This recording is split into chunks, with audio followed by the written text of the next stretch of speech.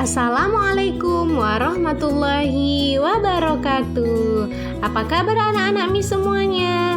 Semoga semuanya dalam keadaan sehat dan juga semangat ya. Nah, kali ini kita akan belajar tematik. Fokus ya anak-anak Mi. Dan jangan lupa berdoa terlebih dahulu ya anak-anak Miss yang baik hati. Baik anak-anak Miss, kita mulai ya pelajarannya. Jangan lupa senyum dulu ya. Oke, kita mulai pada pembahasan kita kali ini. Tematik tema 1 pada subtema 4 tentang pertumbuhan dan perkembangan tumbuhan. Pembelajaran 1 dan PEL 2.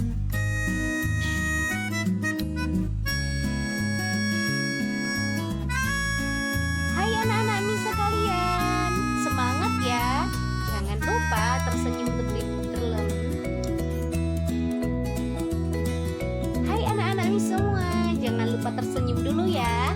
Biar kita mulai pembelajarannya dengan wajah gembira, supaya Miss juga membuat video pembelajarannya semangat. Oke, kali ini kita akan belajar tematik tema 1 subtema 4, pertumbuhan dan perkembangan tumbuhan pada pembelajaran 1 dan 2. Sebelum kita mulai materi, maka kita harus mengetahui terlebih dahulu tujuan dari pembelajaran. Yang pertama, tujuan pembelajaran kita adalah agar anak-anak Miss mengetahui pertumbuhan dan perkembangan tumbuhan. Yang kedua, agar anak-anak Miss mengetahui jenis-jenis tumbuhan berdasarkan cara berkembang biaknya. Yang ketiga, agar anak-anak Miss bisa membuat karya dengan teknik memotong ataupun merobek dalam karya keterampilan dengan rapi. Yang keempat, anak-anak Miss dapat menentukan hasil bagi 2 bilangan tanpa sisa. Jadi kita nanti akan membagikan bilangan tanpa sisa. Oke, kita akan masuk pada materi kita. Perkembangbiakan tumbuhan. Sebelum kita bahas perkembangbiakannya, kita bahas terlebih dahulu ya pertumbuhan tumbuhan. Pertumbuhan pada tanaman. Tanaman itu sama dengan makhluk lainnya yang mengalami pertumbuhan. Tanaman juga memiliki daur hidup dan cara yang berbeda dalam perkembangbiakannya. Semalam kita sudah belajar pada materi sebelumnya pada subtema 3 itu tentang daur hidup hewan. Ada daur hidup kupu-kupu, ada daur hidup dari katak, iya kan anak-anak? Nah, ternyata tumbuhan juga memiliki daur hidup. Dari dia berasal dari mana, kemudian tumbuh, kemudian dewasa. Ada tanaman yang mengalami perkembangbiakan secara alami. Ada perkembangbiakan yang secara alami. Ada juga tanaman yang berkembang biak dengan cara buatan ataupun dibantu dengan tangan manusia. Perkembangbiakan alami ini anak-anak dapat dengan biji ataupun dengan tunas, bisa dengan umbi dan juga bisa dengan spora. Nah, contoh tumbuhan yang berkembang biak alami dengan biji ada di sini. Nih dengan biji. Nah, kalau contoh kesehariannya, contohnya itu pohon mangga. Pohon mangga itu di dalam buah mangga ada bijinya. Nah, bijinya itu bisa kita buat sebagai sarana perkembangbiakan dari mangga. Kita tanam itu bijinya, maka akan menghasilkan buah mangga.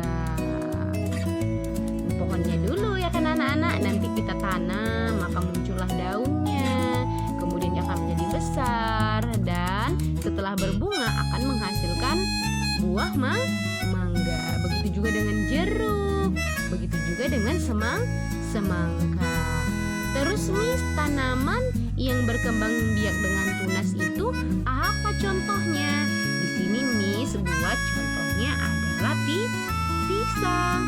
Jadi pisang itu bisa berkembang biak dengan tunas. Berkembang biak tadi apa anak-anak Miss bilang?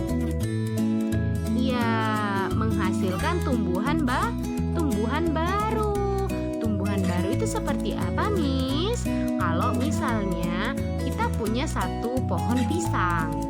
Nah, pohon pisang ini sudah tua. Kita tebang dan kita ambil buah pisangnya.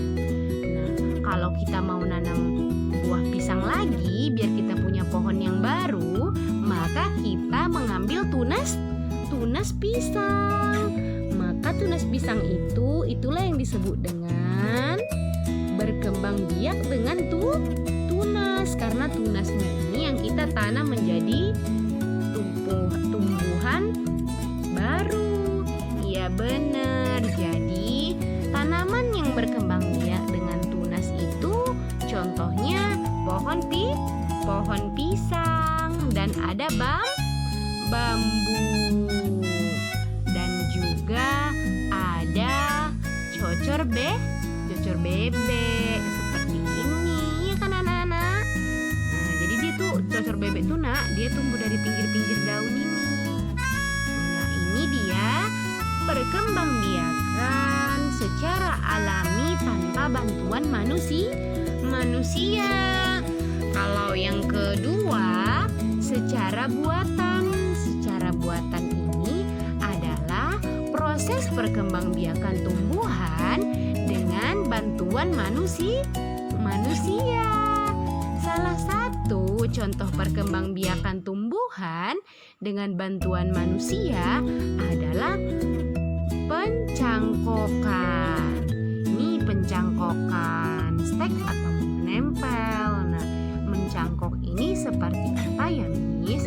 Jadi kalau misalnya kita nanam buah jambu kan ada bijinya. Kalau kita tanam bijinya, kemungkinan akan lama bertumbuh jadi besar.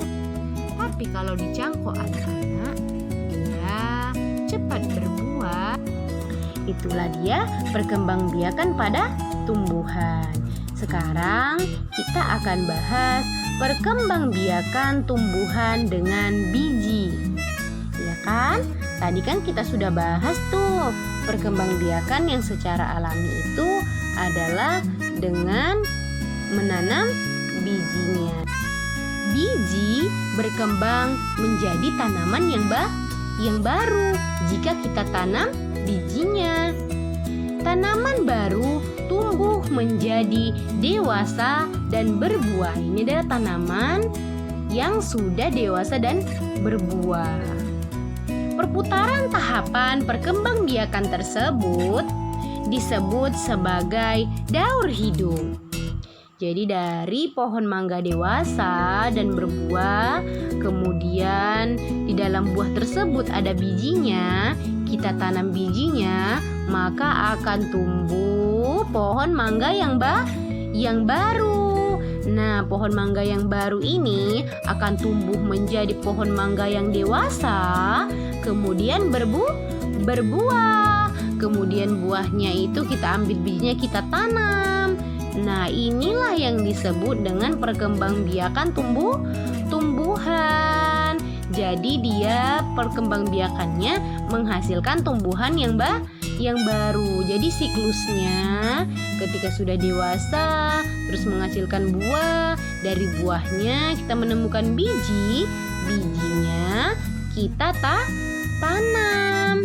Begitu ya anak-anak Miss.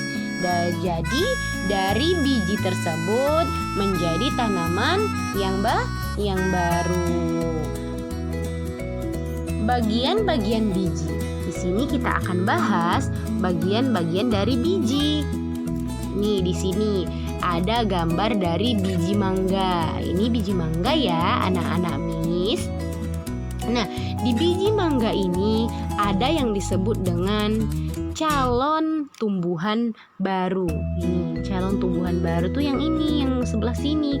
Kalau kita buka buah mangga, pasti kita temukan seperti ini ya anak-anak ya. Terus yang bagian yang seperti ini, yang bagian lapisannya ini disebut dengan selimut atau yang melindungi biji. Pernah nggak sih anak-anak Miss nampak biji mangga itu agak agak keras ya di luarnya ya, agak berbulu-bulu gitu. Nah, itu disebut dengan selimut biji ataupun yang melindungi biji. Terus anak-anak Miss, di dalam situ kalau kita kupas selimut bijinya, maka kita temukan ini dia, yaitu kotiledon namanya ternyata anak-anak. Kotiledon itu sumber makanan untuk calon tumbuhan baru. Jadi tumbuhan barunya itu dari sinilah dia tumbuh menjadi tumbuhan yang baru.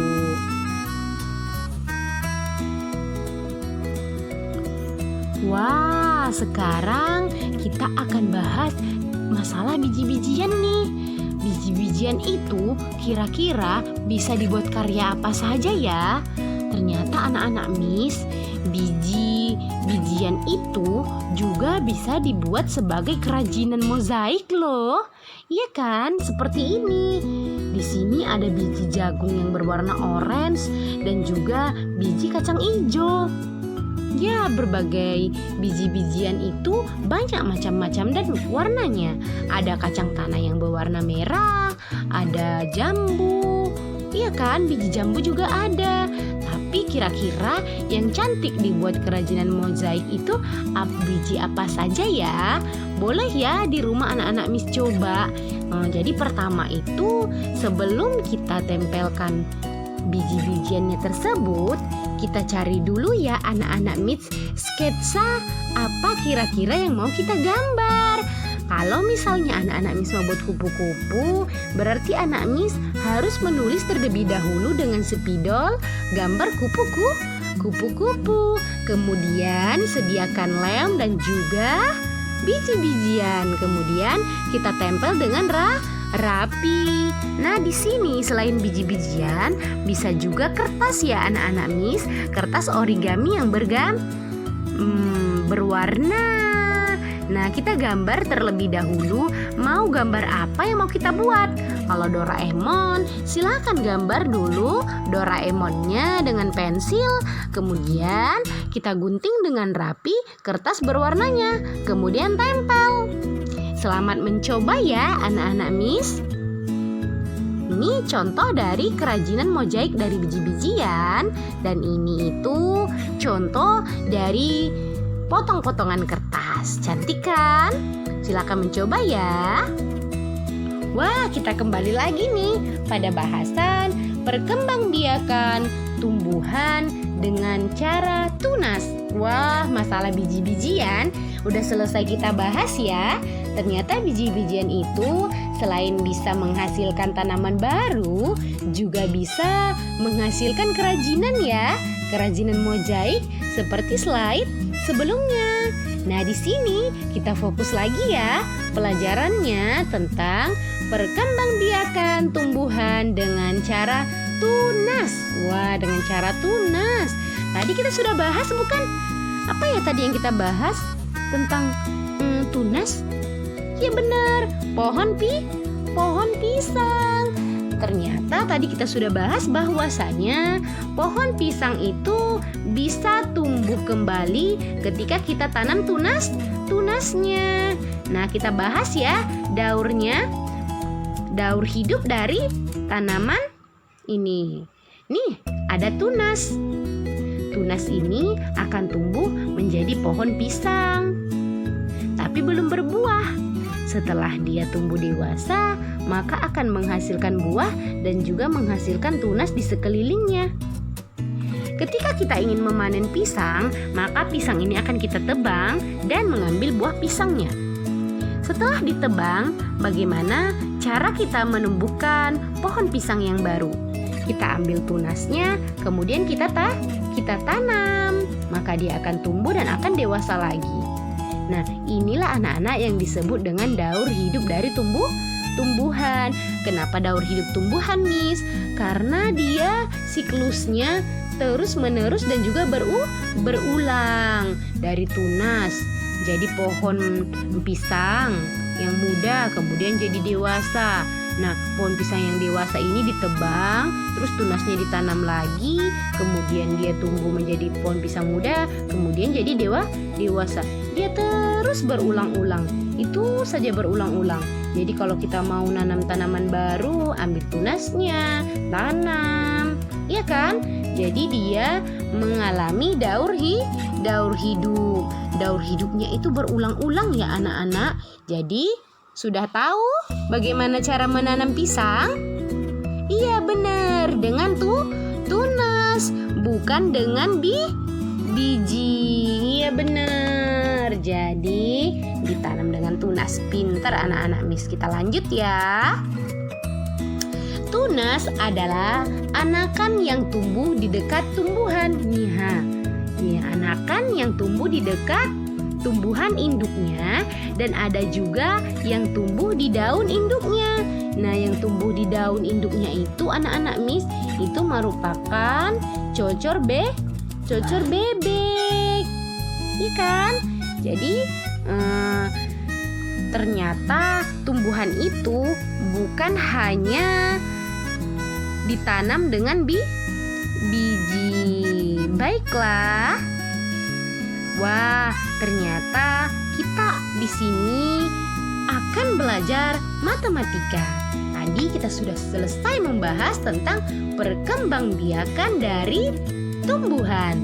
Kali ini kita akan membacakan soal matematika.